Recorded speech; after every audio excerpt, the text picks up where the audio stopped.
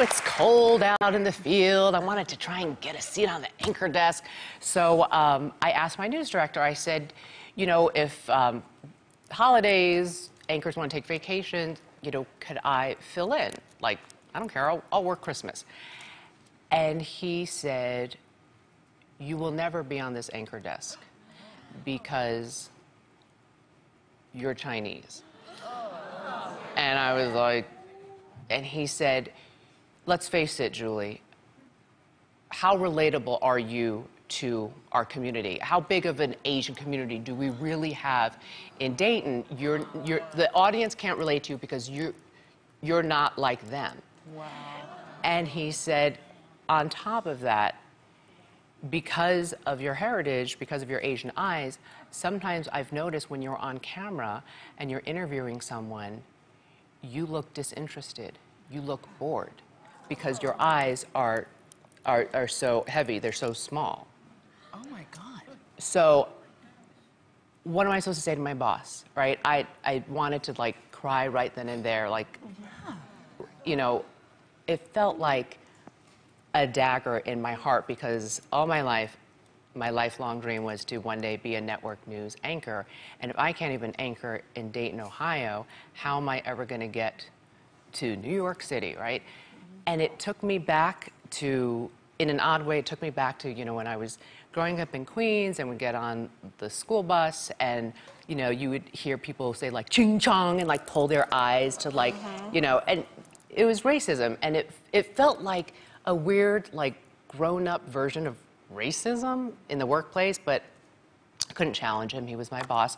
And I started developing a complex. I got very insecure about this. I started back in the VCR days, I started recording the newscast every single day and running home and like watching myself, watching my video. And all I could see was my eyes. And does he have a point? And I mean, you can see in like some of my interviews, like I'm listening to, like in this one, I'm listening to this sheriff's deputy talk, and all I'm looking at is my eyes, like, do I look bored or disinterested in what my subject is telling me? So fast forward, I'm like, I gotta get another job if I can. I can't work for this guy. So I start meeting with agents for career advice, so on and so forth. And this one big-time agent basically told me the same thing. This big-time agent had, like, the biggest names. Like, if you open up his closet, it was like all stars. He knew what he was doing. On his own, he basically told me the same thing. He said, I cannot represent you unless you get plastic surgery to make your eyes look bigger. He then whips out a list of plastic surgeons who have done this surgery. Now, anyone who's out there listening to this story who's in the Asian community, you know what I'm talking about. More than half of Asian people are born without what's known as a double eyelid. It's called a crease. Many of us are born with too much fat on the top of our eyes, which makes it look hooded and heavy. So when you open your eyes, that excess fat, excess skin hangs down, and to exaggerate it, it looks, like that. And he said, but I will tell you this, you're good at what you do, but if you get this plastic surgery done, you're going straight to the top.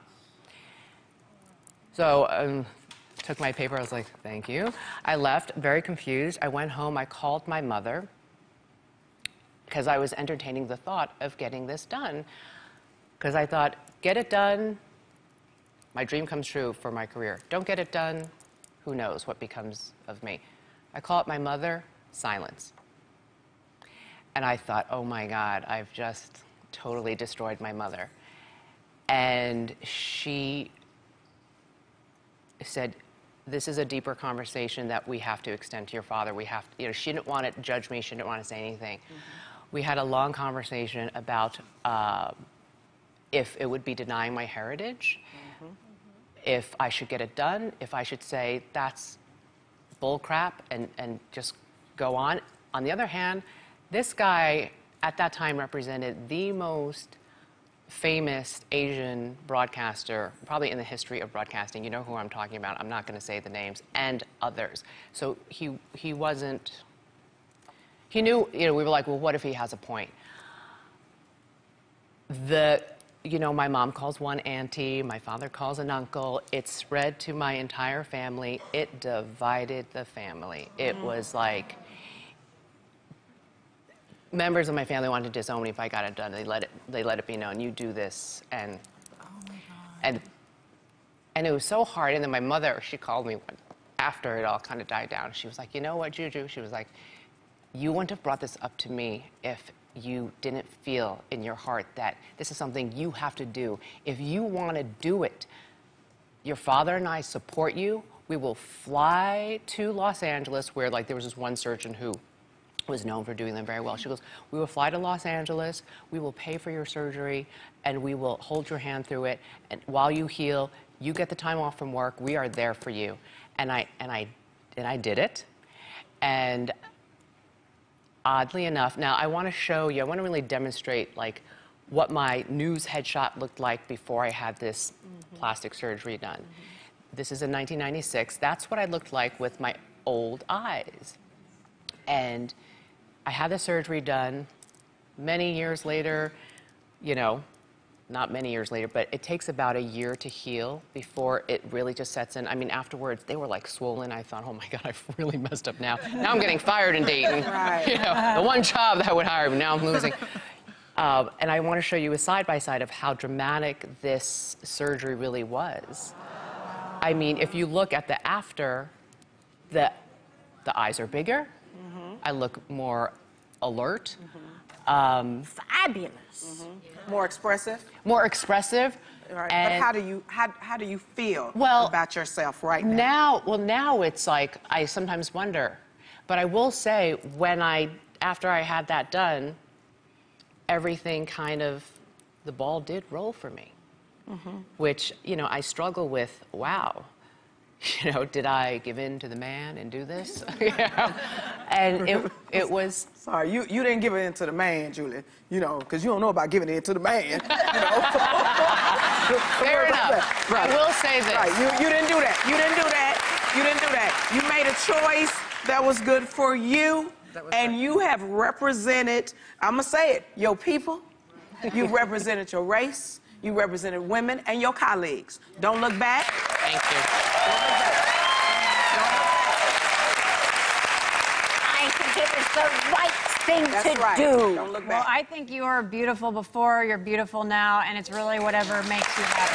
Thank you. Look, I don't like to live with regrets. I did it. I moved on. No one's more proud of being Chinese than I am. And I have to live with the decisions I have made. Every decision I've made, regardless of this or other things, you know, it got to where we are today, so I'm not going to look back. But that's my secret. Knowing you, like we all know you, you're one of the bravest, most savvy, most self-aware women that I've ever met. And you're incredibly proud of your heritage. We see that in you every day. And you're a kick-ass journalist and an amazing, amazing friend. So I'm really proud of you for...